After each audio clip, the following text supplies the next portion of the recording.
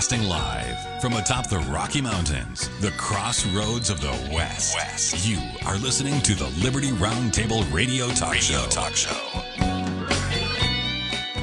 It all starts now, ladies and gentlemen. Ron Paul's in the news. Judge Napolitano in the news. Wow, October 7th, 2 years ago, in the news because Israel's, what, mad because hostages are being released? I'm not sure I understand all the mix-up, ladies and gentlemen. I'm just telling you, we're here live to break it all down for you. This is Liberty Roundtable Live. I'm Sam Bushman, your host, and I've got a great, incredible talk show for you guys today. Some of you folks might want to mute yourself, though. In the meantime, we've got so much to cover, so little time. Last episode, we had Dr. Scott Bradley with us, doing a great job as always, freedomsrisingsun.com. We really talked about commemorating courage. We talked about God and religious liberty. We talked about this daily caller promotion of violence. We talked about witches putting curses on Charlie Kirk. And best of all, we talked about a book challenging the academic consensus, saying there's no God. That's what science says. Now science is saying there has to be a God. And the book documents the details. It's incredible. I commend the authors of this book. It's been around in other languages since 2021, but they're bringing it into English, or translating it into English for 2025. It's great news, to say the least, ladies and gentlemen. All right, we also finished up by talking about there's a lot of religious interest for Generation Z. They're going to church. They're coming back. Even a 2023 study highlights that a third of 18 to 24-year-olds believe in God, believe in religion. They want to go back to it. We also prayed for Joe Biden. What about that for conservatives? Praying for Joe Biden. Without further ado, Lowell Nelson's with me, campaignforliberty.org. Joe Biden has cancer. He's undergoing chemo and other treatments now. The good news is they say that his cancer's hormone sensitive and responsive to treatment. Lowell Nelson, I'm praying for Joe Biden. What do you think of that? Well, that's the Christian thing to do, Sam, and I will do so as well. Did not know his predicament, but it's not fun for anybody to go through illness of any kind. And so I certainly pray for him as well. Amen to that, sir. We've got Dr. Scott Bradley with us this hour as well. You're on the road, right, Lowell? I'm in St. George this week for the senior games, playing 5-on-5 basketball with a bunch of men, and so that's where I'm at. So that's why you might sound, why my voice sounds a little bit different this morning than usual, because I'm calling you on my cell phone. But happy to be a part of your show this morning. You know what I call that, Lowell? Geriatric hoops. A bunch of old geezers knocking themselves out on the basketball floor. Yep. You know, my dad was an old man playing basketball, and he'd love to play with all the young guys. And my dad was like 75 years old playing basketball. And these young guys could run up and down the court, and my dad couldn't keep up with them from that point of view. But if they got him the ball, he could make it from just about anywhere. And so he'd love just to school these young folks to stand around and just nail them. And so that's why I called it geriatric hoops. I'm like, Dad, this is great. Anyway, thought I'd tell you that. Dr. Bradley's with us too. Say hi to Lowell, Doctor. Well, good morning, Lowell. Good to hear your voice again. We don't get to communicate nearly as often as we should. That's right, Scott. It's so good to visit with you, at least even if it's on this show this morning. It's a pleasure to be with you. Absolutely. All right. The GOP's in the news, and the GOP, in my opinion, at least when it comes to Obamacare, has been disappointing, to say the least. Should we start there, Lowell? Well, it certainly can, Sam. You know, Ron Paul writes a column every week and has been doing so for at least 30 years. And he's not giving it up anytime soon. So he writes that, you know, about this big shutdown, the government shutdown, right? There's over 2 million non-military federal workers. There's about 750,000 of them who have been furloughed because of the shutdown. Ron Paul writes, quote, most federal programs will continue operating, including the major entitlement and welfare programs, The national parks will remain open, if understaffed and with closed visitor centers. Unfortunately, he writes, unfortunately, the shutdown will not affect the military-industrial complex, end of quote. So apparently the Democrats are refusing to vote for a short-term continuing resolution unless it extends the increase in Obamacare subsidies that was part of the Biden-era COVID relief legislation. Right, so that's why there's an impasse between the Dems in Congress and the Republicans in Congress.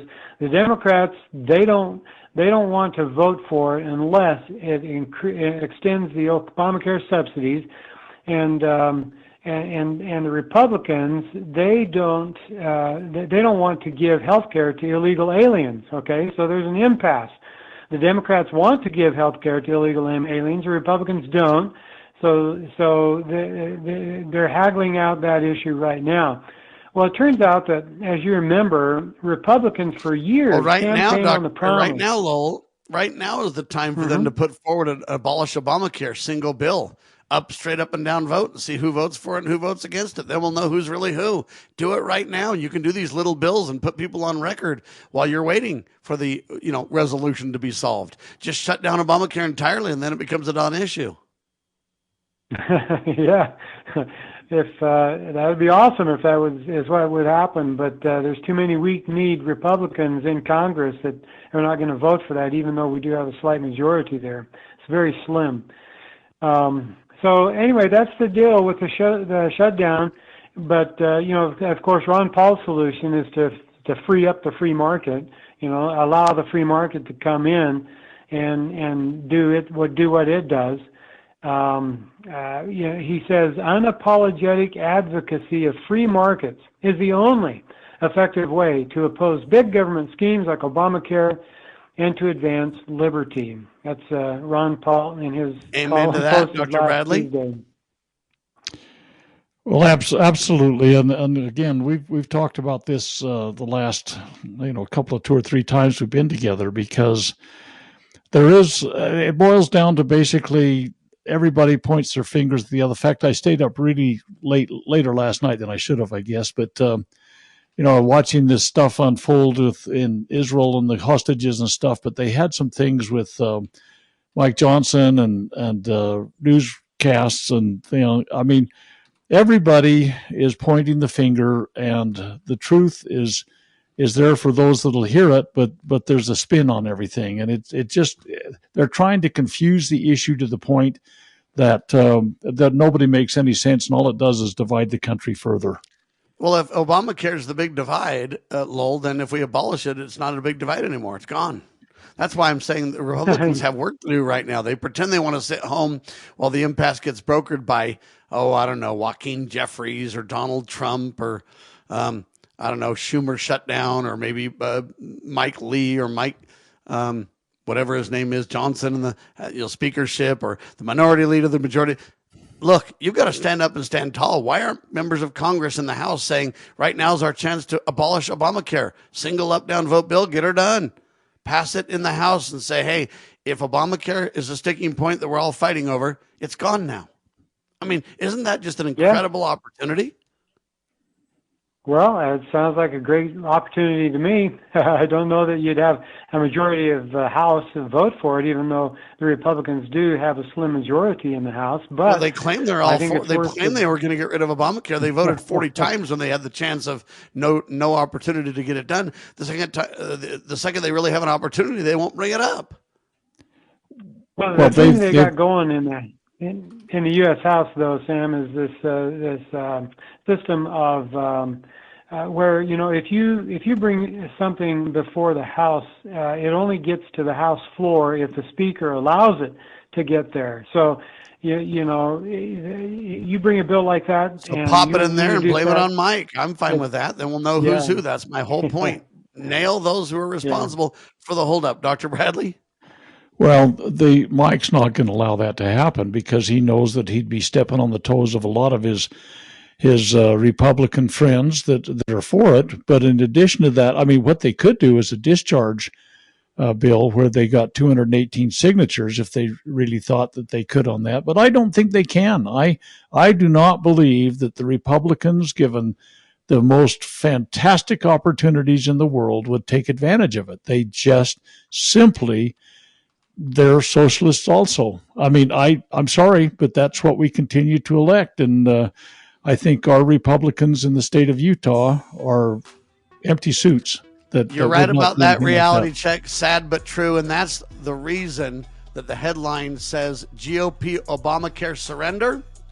Ron Paul's right as rain as always, available at LouRockwell.com. Quick pause, Lowell, Dr. Bradley, yours truly, back in seconds. You're watching Liberty Roundtable Live.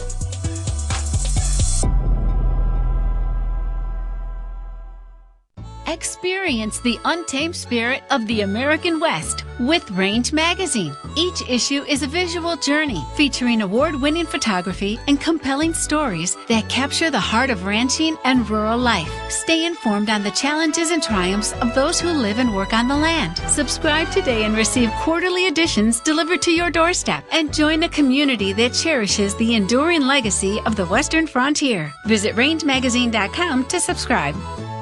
Are you ready to stand up for your community and support your local sheriff?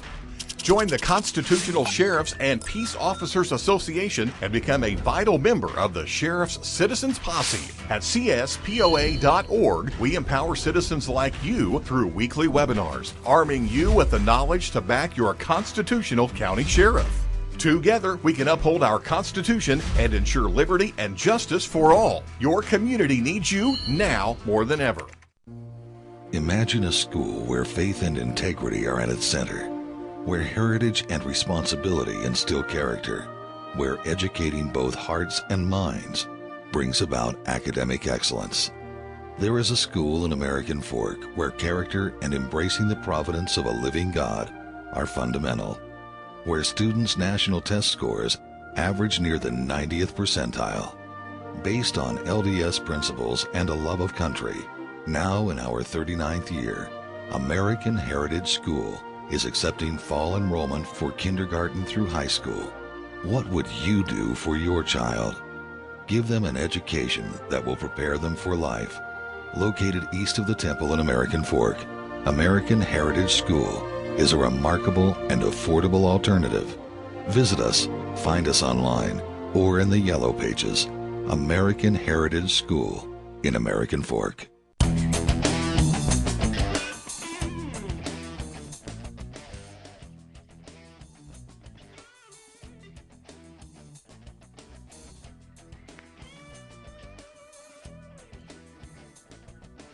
All right, back with you live, ladies and gentlemen. Sam Bushman, Lowell Nelson, Dr. Scott Bradley on your radio. Lowell Nelson, campaignforliberty.org. The Good Doctor, freedomsizingsun.com. We're all syndicated by the Loving Liberty Networks, lovingliberty.net. Spread the word, share the love. Lowell Andrew Napolitano's on fire. He is, Sam. When presidents kill, he's talking about something I did not know had happened, Sam, until I read this last night. Quote, during the past 6 weeks, President Donald Trump has ordered U.S. troops to attack and destroy 4 speedboats in the Caribbean Sea, 1,500 miles from the United States. The president revealed that the attacks were conducted without warning, were intended not to stop, but to kill all persons on the boats, and they succeeded in their missions. Trump has claimed that his victims are narco-terrorists who were planning to deliver illegal drugs to willing American buyers. He apparently believes that because these folks are presumably foreigners, they have no rights that he must honor, and he may freely kill them. As far as we know, none of these nameless, faceless persons was charged or convicted of any federal crime. We don't know if any were Americans, but we do know that all were just extrajudicially executed, end of quote. Wow. Well, Napolitano asks the question, can the president legally do this? And he answers his own question, no, in a word, basically. He can't, or he may not. He doesn't have permission to do that. You know, and so you look at the history of this, The states ratified the Constitution, which vested in the general government very specific enumerated powers. The states vested Congress specifically with the authority to write the laws and to declare war. The president enforces the laws that Congress has written, and he's the commander-in-chief of the armed forces, but restraints are imposed on both. Congress may only enact legislation in the 16 discrete areas of governance articulated in the Constitution. Most of those are found in Article 1, Section 8. And the president may enforce only the laws written by Congress. He doesn't get to write laws for himself or for the executive branch of government. According to Napolitano again, the Constitution prohibits the president from fighting undeclared wars, and federal law prohibits him from employing the military for law enforcement purposes. End of quote. Well, so Sam, Congress did not declare war, and Congress did not issue a mark of reprisal, to my knowledge, right? I mean, did you hear anything about that? Was that in the news at all? Then I just missed it? No, sir. It's not there. I didn't think so. So Judge Knapp continues, quote, "The Fifth Amendment assures that no person's life, liberty, or property may be taken without due process of law. Because the drafters of the amendment used the word person instead of citizen, the courts have ruled consistently over the years that this due process requirement is applicable to all human beings. Basically, wherever the government goes, it is subject to constitutional restraints. And traditionally, due process means a trial. In the case of a civilian, it means a jury trial. In the case of enemy combatants, it means a fair, neutral tribunal." End of quote. So we got this deal going on where, international law does provide for stopping ships engaged in violence in international waters. It also provides for stopping and searching ships, right, if you have probable cause for the search, and if you're in U.S. territorial waters. But remember, we're Trump's, 1,500 miles off the coast of the United States. That is not U.S. territorial waters. And there's no law that permits the summary execution of people not engaged in violence on the high seas or anywhere else. And so I just think this is despicable what's gone on here. Just one last quote from Judge Knapp in his column here. He writes, "The Attorney General has reluctantly revealed the existence of a legal memorandum purporting to justify Trump's orders and the military's murders.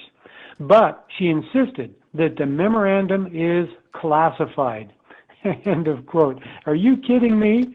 A legal memorandum can only be based on public laws enacted by Congress and interpreted by the courts. There are no secret laws, and there can be no classified rationale for killing the legally innocent.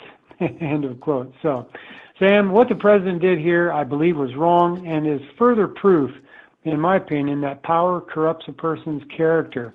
I pray that he will repent and take more seriously his oath to defend the Constitution and not to trash it.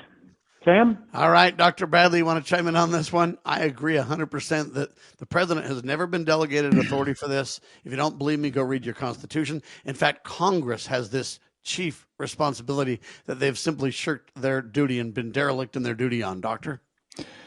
Well, the president more and more is acting monarchically. I mean, he's acting as though he is an elected monarch that can do anything he takes his heart to do.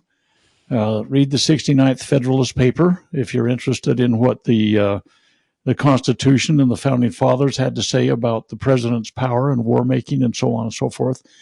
It is a complete it's an abrogation. The Congress needs to step in and say, over our dead body in so many ways. I mean, I'm so appalled that the Congress is not defending their constitutional authority as they have carried forth. Well, they haven't done anything hardly this. I mean, since they came into session in January, they've basically abandoned their responsibilities, and the president's filling in that vacuum. And he's just overreaching and overreaching and overreaching. I mean, what the heck is he doing right now in the Middle East? He does not Congress have. is who's supposed to stop him, though, Doctor. So we need to really look at these members of Congress and say, you clowns are being told by Mike Johnson to go home and just wait this out while these negotiators negotiate the big, beautiful spending boondoggle continued and kicking the can down the road discussions. You guys need to get back in your seats and take care of business. Abolish Obamacare. Vote to bring the traffic controllers' paychecks back. Vote to rein in the president on these issues. The Congress is the one that has the delegated authority regarding war, mark and reprisal, some of these things that relate directly to what we're discussing, right? Absolutely. And the fact of the matter is that the Federalist Papers are very, well, I'm not going to take the time to read to you all of the things that we could. They have a delegated constitutional authority, not only that, but a duty to step forward and defend their constitutional territory. And they're not. And because of that, it just goes overreach, past overreach until I don't know where we reach the tipping point. I don't know when that'll happen, when we can't come back. But I suspect we're getting mighty dang close to when that might be brought about. And I feel terrible about it. Amen. Lowell, are we going to go to war? Is that what's going to happen about this? I know on one hand right now we're hearing peace everywhere. We got the peace accord between Israel and Hamas. We've got this awesome situation. I'm just not so sure that it's going to be peace. I'm grateful for what we've got, but it seems to me that we've got too much provocateur going on for peace. Yeah. Well, I want to suggest, Congress could issue a letter of marque, if they truly felt that these speedboats in the Caribbean Sea were a danger that's laughable, but the founders did provide, the founding generation, the framers did provide a way for the United States to take out an enemy that wasn't associated with a country, right? I mean, you can't declare war on Chile or Argentina or Colombia just because they have some speedboats in the Caribbean, right?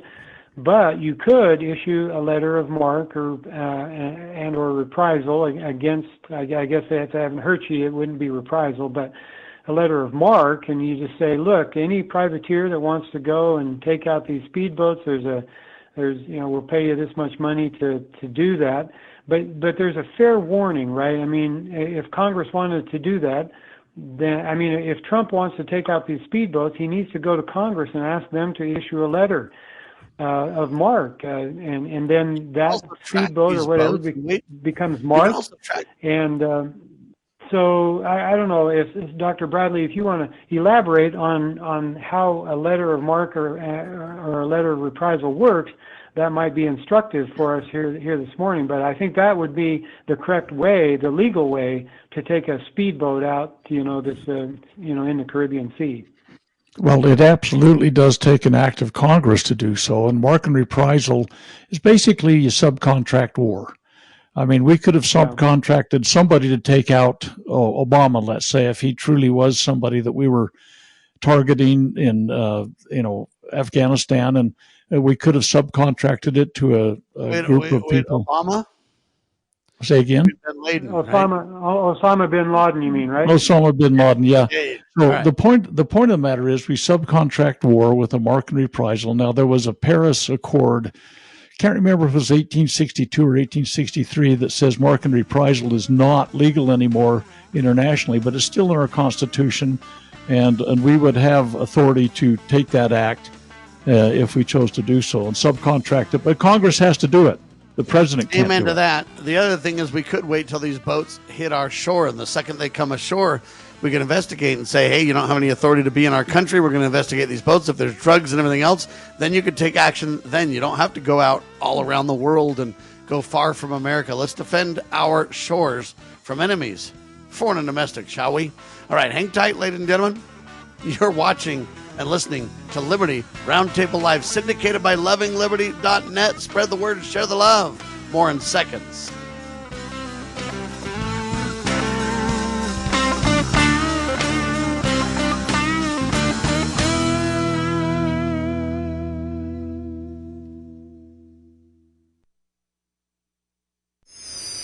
How would you like to help this program reach more people and earn silver at the same time? Call or text 801-669-2211 for complete details. Breaking news this hour from townhall.com. I'm Michael Harrington. The Keystone XL pipeline might be revived. Here's White House correspondent Greg Clugston. During talks at the White House this past week, Canadian Prime Minister Carney raised the prospect of reviving the Keystone XL pipeline project with President Trump. That's according to a Canadian government official. The project was killed 4 years ago after Joe Biden canceled the permit. The pipeline was to transport crude from Western Canada to Nebraska. The Canadian official says Donald Trump was receptive to the idea. Greg Clugston, Washington. It's back to work tomorrow for Wall Street, with many wondering whether the market's recent gains are a thing of the past. A renewal of U.S.-China trade tensions dealt a body blow to the stock market on Friday. The Dow plunged almost 880 points for a loss of close to 2%. The Nasdaq fell 3.5%. The S&P tumbled more than 2.5%. China's newly announced restrictions on rare earth materials exports and President Trump's threat of 100% tariffs on Chinese imports in response to what he calls a hostile act sent the market into a tailspin. Rich Thomason, Washington. Estonia has temporarily closed a road passing through Russian territory after reports of Russian soldiers standing in it. Estonia's public broadcaster reporting today that the closure followed border guards observing a larger than usual Russian unit standing in the road. The Estonian Border Agency says the closure of the Sastebut is necessary for safety. The area is a small part of Russia extending into Estonia. British police have arrested 2 men on suspicion of murder after former Lost Prophets singer Ian Watkins was stabbed to death in a northern English prison. Watkins was serving a 29-year sentence there for child sex offenses. More on these stories at townhall.com. Hey, it's Mike Gallagher, host of The Mike Gallagher Show. I don't mess around when it comes to saving you money. Right now, rates have dropped to the lowest level in over a year and a half. That means if you bought your home or refinanced in the last 3 years, you could be saving hundreds of dollars every month. Lower your rate, lower your monthly payment, even kick that pesky PMI to the curb. And get this, you can skip 2 full months of mortgage payments. But that's not all. Fellowship Home Loans just rolled out something incredible. Their very own HELOC and lines of credit. Approval in just 5 minutes. Money in your account in as little as 4 days. It's the easiest system you've ever used. You can do it yourself online. Whether you want to pay off bills, tackle a home project, cover education, or even a wedding, Fellowship Home Loans makes it simple to leverage the money that's already sitting in your house. Just go to fellowshiphomeloans.com/Mike G, fellowshiphomeloans.com/Mike G, or call 800-510-MIKE, 800-510-MIKE, 800-510-6453. Fellowship Home Loans, mortgage lending guided by the book. Nationwide Mortgage Bankers, DBA Fellowship Home Loans, Equal Housing Lender, NMLS number 819382.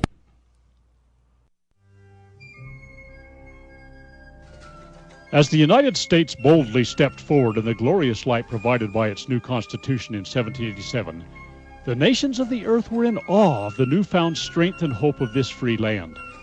Today, the nation stands at a crossroads.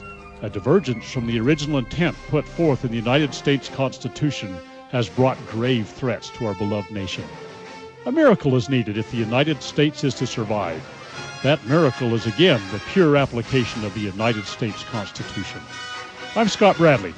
In my To Preserve the Nation book and lecture series, I bring forth truths that will help raise up a new generation of statesmen like those noble Americans who founded this land. Vigorous application of these principles will invigorate and restore the nation, and we may become again the freest, most prosperous, most respected, and happiest nation on earth. Visit topreservethenation.com to begin that restoration. This is a battle between truth and deceit, a battle between forces that would enslave this country in darkness, and between a media that wants to present you with the truth. We are being censored. America's news outlets no longer provide the truth. 90% of news outlets in the United States are controlled by 6 corporations.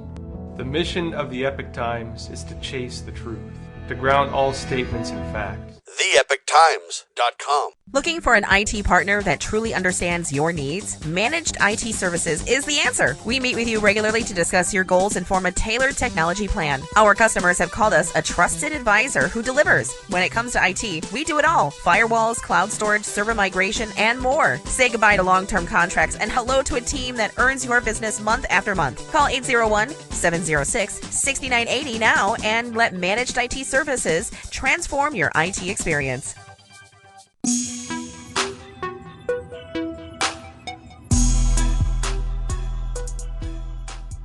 Oh, welcome back, ladies and gentlemen, to Liberty Roundtable Live. This is Lowell Nelson riding shotgun this morning with Dr. Scott Bradley and your host, Sam Bushman. Jumping next to what's going on there in Gaza, between Hamas and Israel. Caitlin Johnstone has a great article about October 7th. This is, her article was posted last week. Which was the 2-year anniversary, if you want to call it that, of the October 7th attack on Israel by Hamas, supposedly. And what she's positing here is something I've felt for a long time. I've felt that this was a false flag, this attack. I've long suspected this. Why? Well, because historically, this is how most wars begin. A lot of people don't know this or don't recognize this or don't want to understand this, but false flags is probably the most popular way to start a war. Is to get the people in your country, behind you in your efforts to wage war on some other country. Well, she posted the following on X just last week, quote, "Never forget October 7th, 2023, that fateful day when Israelis were brutally massacred by Israeli tanks and Israeli helicopters and Israeli drones and Israeli soldiers and Israeli bullets, and also by Hamas a little bit," end of quote. And then she pasted a blurb from the news desk of the cradle.co, which went like this, quote, "Ex-Israeli war chief confirms issuing the Hannibal directive to kill own civilians and soldiers on 7 October. Israeli forces used attack helicopters, drones, and tanks to kill their own civilians and soldiers while blaming the deaths on Hamas." End of quote. Well, interesting, Sam. This is a news item. It came from the news desk dated February 7th of this year. Here it is, October. I'm not quite sure why this didn't come out, 8 or 9 months ago, but I do, maybe it's because we don't read all the newspapers all the time. There's a lot of newspapers, thousands of them around the world, and maybe this is one that we just overlooked. I don't know. But Johnstone goes on to cite mountains of evidence, quote, that high-level Israeli officials allowed the attack to proceed undefended in order to advance the genocidal land grab we are seeing advanced now, end of quote. Well, so it's very interesting. Johnstone, in her article, talks about how Israel wants everybody like us, wants the rest of the world to see Israel as an innocent little lamb who was attacked completely out of the blue and had no choice at all but to reluctantly respond with military force. And then she goes on to a little bit of a diatribe here, which is pretty persuasive, actually. She says, "Forget the scorched earth incineration of the Gaza Strip. Forget the bombed out hospitals and methodically dismantled healthcare system. Forget the hundreds upon hundreds of Palestinians in Gaza who have been deliberately starved to death. Forget the fact that every relevant human rights institution on earth has determined that Israel is committing genocide, and that 0 comparable humanitarian institutions have said it isn't. Forget the fact that human rights experts have been describing Gaza as a giant concentration camp or open-air prison 4 years prior to October 7th of 2023. Forget the fact that Israel has been routinely murdering Palestinian children and other civilians in the months prior to the Hamas attack. Don't look at any of that stuff," she writes. "Just look at the stuff that makes Israel look like a victim." End of quote. Interesting. Well, anyway, that's what Israel... Too.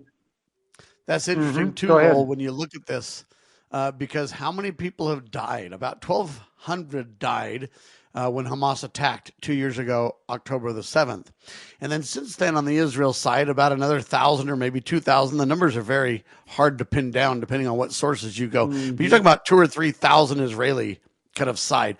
It's over 60,000 on the Palestinian or the Hamas side of this discussion that are dead. Women, children, innocent civilians, et cetera, et cetera. The number's so lopsided, I don't even see how they can defend themselves with a straight face in this discussion. It's not, let's, retaliate. Let's annihilate. Israel says, oh, well, they plan to wipe us off the face of the map, therefore we're justified. It really seems like they're wiping the others off the map. Doctor? There's so much to say about this, that this has been such an unbalanced reporting kind of thing in general across the nations of the world. The Israel spin machine has been very, very heavily involved in this, and all of the things that are cited are accurate and need to be considered by people. And I think that's why I think Charlie Kirk was modifying his 100% support of the Zionist movement. A book I always recommend. That change on his viewpoint before this cannot be overlooked. I'm not saying Israel did it publicly. I don't know who did it. I'm just telling you that it's very fascinating. The second he decides he's not in Israel's camp, things don't go well. I just find that very interesting and concerning, and would say to Kash Patel, it's something you cannot overlook in your investigation, sir. Go ahead. Absolutely. But people need to educate themselves as to the long term. It's been generational genocide against the Palestinian people. It's been millennial. I'm telling you, this is something that if let's say the Palestinians did initiate and carry out solely and only without the false flag thing that Lowell's just been talking about, with Israel really carrying it out, and 2 years ago on October 7th. It's amazing to me. Get the book. It's by Ilan Pappé. He's a Israeli historian. It's called The Ethnic Cleansing of Palestine.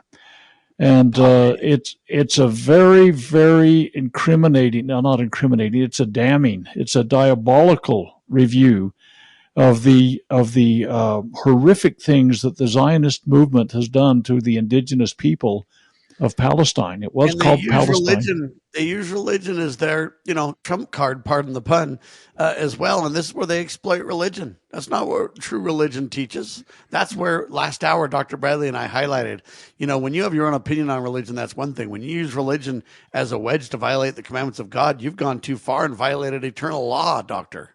Well, there's no question about that. And what we're seeing is a religious war that we're involved in. And it's something that at every single turn, every single point is a violation of everything Americanist. And we are way off track, way off base, and a monarchical president is carrying it way to the nth degree. So this is wrong on every count, on every level, and I say often that most presidents get in trouble during their second administration in international affairs. Here now for sure. John Stone's spot on, Lowell. Yes, he is. Unfortunately for the people there, and it's a time-sensitive matter. Congress cannot sit back and say, "Well, maybe we'll get to it next week." I mean, during that week's time, there's hundreds of people being killed, and so it's something that and we could have stopped it in a single day simply by refusing to give Israel more armaments, bombs and so forth, munitions for them to carry out the cleansing of Gaza. I mean, it's just criminal what our U.S. Regime has done, and here it's important to make a distinction between Israel and the Israeli government. I mean, I love the people of Israel and I love the country of Israel, but I don't love their government. Sure. And it's also important to note that Israel has, when people try to deliver food to the Gaza Strip and to let people not starve, Israel's been very hostile to prevent that as well, even against the United States, while we're, funding bombs to Israel and war materials. We're trying to give food to the suffering people, and Israel's been a hindrance to that too, Lowell. That's right. Yeah. And in fact, there's been a number of Israeli soldiers now, or ex-soldiers, who have come out and they're blowing the whistle on what they've been asked to do. The military, Israeli military, has been asked to enforce these unlawful and criminal edicts from their own government, their own regime, and some are coming out of the woodwork and telling, truth tellers, blowing the whistle on it, which is good. And so, they're supposed to have this release of the hostages going on and all that kind of stuff. Interestingly enough, Trump wants to be there. Benjamin Netanyahu says he can't attend. He's just too busy for the release of the hostages and to carry forward the peace agreement. Why wouldn't he think the peace agreement should be the greatest religious celebration of all? If we believe in Judeo-Christian values and if we follow the Prince of Peace, you would think that he would be all over, in my humble opinion, joining that. But no, he's too busy. That alone is very telling, if you ask my humble opinion. All right, we got the final segment coming up in seconds, folks. We got another interesting tidbit to talk about, a little closer to home, if you will. Lowell attended personally, and he's got a great report for us. He'll tell you about it in seconds. You're watching and listening to Liberty Roundtable Live, syndicated by lovingliberty.net. Why don't we say to the government writ large that they have to spend a little bit less? Anybody ever had less money this year than you had last? Anybody ever having a 1% pay cut? You deal with it. That's what government needs, a 1% pay cut. If you take a 1% pay cut across the board, you have more than enough money to actually pay for the disaster relief. But nobody's going to do that because they're fiscally irresponsible. Who are they? Republicans. Who are they? Democrats. Who are they? Virtually the whole body is careless and reckless with your money. So the money will not be offset by cuts anywhere. The money will be added to the debt, and there will be a day of reckoning. What's the day of reckoning? The day of reckoning may well be the collapse of the stock market. The day of reckoning may be the collapse of the dollar. When it comes, I can't tell you exactly, but I can tell you it has happened repeatedly in history when countries ruin their currency. Have you ever had great honey? No, I mean really good, all-natural, raw honey? Well, now you can, thanks to localhoneyman.com. We can ship out our locally made honey all across the U.S. So don't worry, you won't miss out. Plus, Local Honeyman has so many different flavors, like Utah Wildflower, High Desert Delight, Happy Valley, and Blackberry, just to name a few. So purchase your delicious raw honey today at localhoneyman.com. As you are aware, America is divided over every fault line possible. This is intentionally fostered by those who do not love God, family, or country. We believe a peaceful future as a free people absolutely depends on civility. Clarion Call for Civility is looking for funding and volunteers at every level to make our hopes and efforts a reality. Please donate, sign our pledge, and help us in our sacred cause. Please visit callforcivility.com for more details. Callforcivility.com.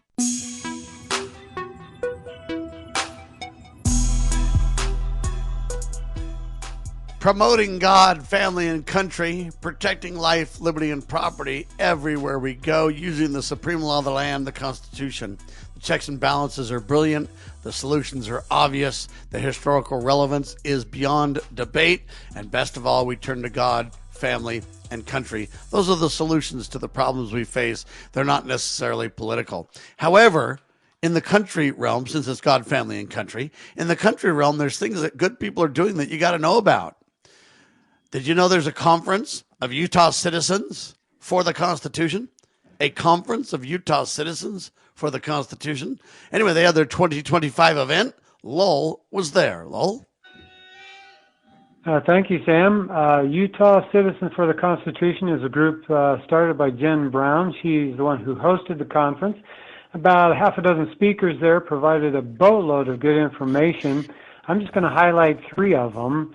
Andrew Liddell, remotely, he wasn't there in person, but he talked about porn in schools, these electronic devices that our students in public schools are using now are not tightened down securely enough, and so the students were able to see porn on these devices in school during school time, resulting in a harm to their health and their wellness. It results in unhealthy engagement, data insecurity, commercial manipulation, discrimination, no access to information, access to inappropriate material, right? I mean, the real problem here he went into is the business model. Basically, it's surveillance capitalism, because they can watch everything you do on this computer, and then they collect all the information they can as much as possible, and then they predict your future behavior based on what they've seen you do in the past. And Hey, Lowell, they can influence. Yeah. I know this is not a laughable matter, but I've just got to say this. This really brings the naked capitalist into focus. Yeah, it really does, Sam. Did not occur to me. I'm glad it did to you, because that's so true. Ouch, it's brutal. It's not funny, folks, but I'm being serious. The naked capitalist is this idea that you take capitalism to the extreme, never mind morals, never mind, etc. That's the term naked capitalist. There's books written about it, etc. And I'm, highlighting this porn and naked capitalist connection. They're exploiting everyone, and they're literally using blackmail. Because when they have this stuff on you, if you're not very careful, then it can be turned against you and used against you. And so this is a big problem that they've done to elites and done to professional people and elected officials for a long time. Now they're bringing it to the masses, unfortunately. We should be prosecuting all the Jeffrey Epstein's associates, but that's been buried now. We're not even talking about it, sadly, anymore. We should be, but we're not. But this brings all that back into naked focus, Lowell. It sure does, Sam. And just another reason to get your children out of the public schools, the charter schools. Wait a minute. I thought they were going to shut down the education department, Lowell. I thought we were going to. Yeah. This is a non-issue, isn't it? Well, regardless of whether we have a federal Department of Education, the state public school institutions are still going strong on all this stuff. It turns out that educational technology, like these computers in the classrooms, they don't improve educational outcomes. Test scores continue to decline.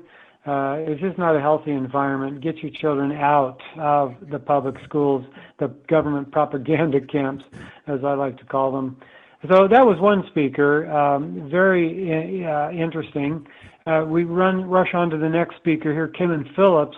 She is the PILF attorney, the public, what is it? PILF stands for public something. Anyway, it's the law firm that is suing the Attorney General of Utah for refusing to turn over the voter rolls here in Utah. We're talking about registered voters. Here in Utah, we have three categories of voters. Now, most states have two, just the active and the inactive, but here in Utah, we've got three. We've got public, private, and withheld. About 40% of our population, of our registered voters are what they call public, meaning yes, the Public Interest Legal who Foundation, just so you know. Public Interest Legal Foundation, Lowell. Thank you. Public Interest Legal Foundation. 58% of our voters here in Utah are what they call private, and 2% are withheld. Now, the withheld just means that the voter has a reason to not be known publicly, okay, such as the victim of an abuse, maybe a member of law enforcement, an undercover police officer or something like that, where they can't be known. And then those, 1 or 2%, I think that's reasonable. But to have 58% of your voters withhold their information simply because they want to, that is not being transparent.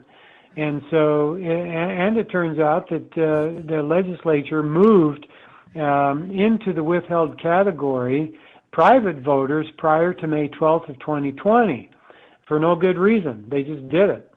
And so anyway, according to Utah code, everyone may see the public voters, candidates and political parties may see the private voters, and only government officials may see withheld voters.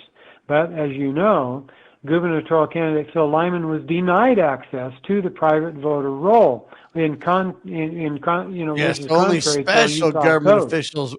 Only special government officials in the separate class can see that stuff there, Lowell. Yeah. Some government officials are more equal than others, right?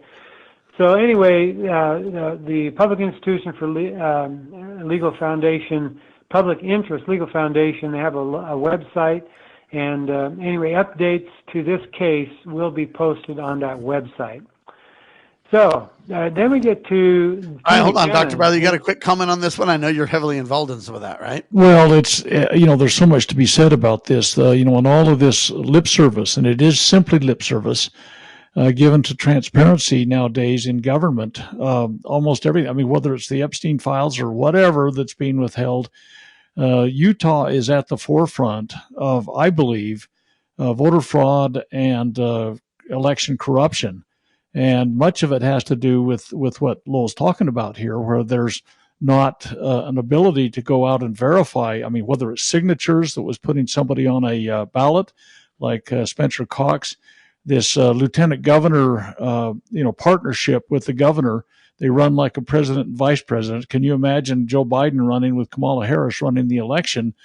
That's basically what's been done in Utah. I mean, these kinds of things, along with their, not just the voter rolls, but their voter elections through mail and through these machines. I mean, all of these things are corrupting points that could actually be part of the whole problem. And Utah's right at the very forefront of all of this. We think the Democrats are the only ones that do it, but I think the Republicans in Utah are pretty guilty too. Jettison the machines, jettison vote in by mail, stand with paper ballots. That's a good start. Same day voting. I can keep going, but Lowell, the third one before we run out of time. Yeah, Tina Cannon, our Utah State Auditor, she actually is, and she's really, really good. She's tenacious. She's a bulldog, and she is being as transparent as possible.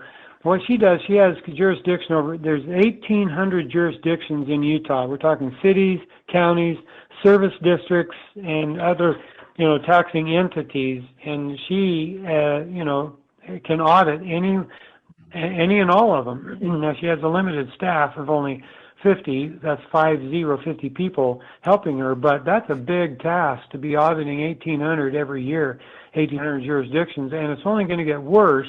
She talked about PIDs, Public Infrastructure Districts, and also IFD, which is Infrastructure Financing District. This is tax increment financing on steroids, guys, and it's a way for new development to occur, and for the taxpayers who move into those newly developed homes and so forth to pay for the development of those areas. Well, traditionally, development requires the developer to go get a loan from a commercial bank, right? They have to, Tina Cannon made this point over and over again that development is a speculative in nature. It is by nature speculative, right? And so if you get a loan from a commercial bank to develop the property, you have a higher interest rate to pay. Well, tax increment financing allows a developer to go ahead and develop. They get bonds, municipal bonds, which are not nearly as high an interest rate. So they benefit from a lower interest rate. They build out these areas and sell them, and then the taxpayer is on the hook for 30 to 40 years to pay off the bonds. And worse than that, the taxpayer...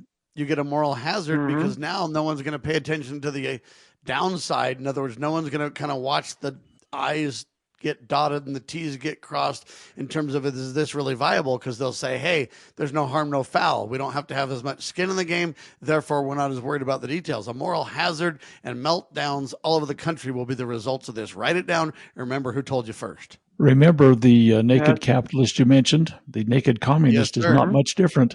Naked communists and naked capitalists are very close together right now. Two sides of the same coin, huh, Doctor? Right. Lowell, wrap us up. And buddy. this PID, this PID law was passed in 2019, and so the following year, 7 PIDs were created. The next year, 7 more, then 18 in 22, 40 more in 23, 84 more in 24, and 50 this year so far, making the total of 206 PIDs. And they don't have to be contiguous. That means somebody here in Moab could annex property in Riverton, Utah, and be part of that PID.